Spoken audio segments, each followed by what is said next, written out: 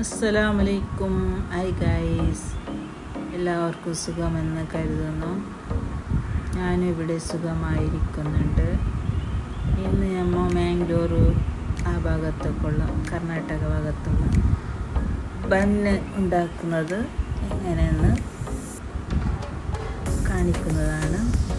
അതിൻ്റെ റെസിപ്പിയുമായി ഞാൻ വന്നിട്ടുള്ളത്. കുറച്ച് പഴം എടുക്കണം, കദളിപ്പഴം. അതെടുത്തു ഒരു 1/4 കിലോ എടുത്താൽ മതി പഴം. പിന്നെ അത് എടുത്തു, പിന്നെ അതിനെ മുറിച്ച് ഒരു മിക്സി ജാറിലിടാം.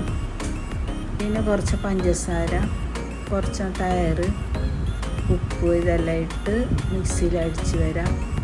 അതിനുശേഷം 1 കപ്പ് ഗോതമ്പ് പൊടി ഇട്ട് ഞൗണ്ടി കുറച്ച് നെയ്യും ഒഴിച്ച് നല്ലപോലെ ഞൗണ്ട. എണ്ണ ഒഴിക്കാം, കുഴപ്പമില്ല. നെയ്യ് ഒഴിച്ചാൽ കുറച്ച് നല്ല ടേസ്റ്റ് ഉണ്ടാവും.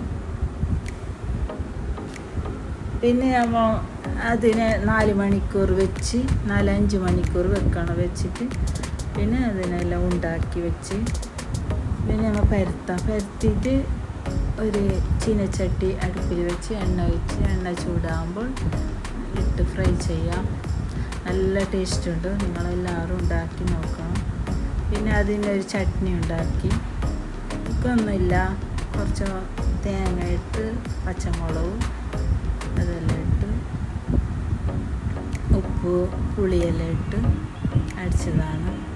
പിന്നെ നമ്മൾ കുറച്ച് ബാർലി വെള്ളം കുടിച്ചു. ബാർലിൻ്റെ ചോറ് പിന്നെ കഴിച്ചതാണ് ഉച്ചക്ക്. Okay, by.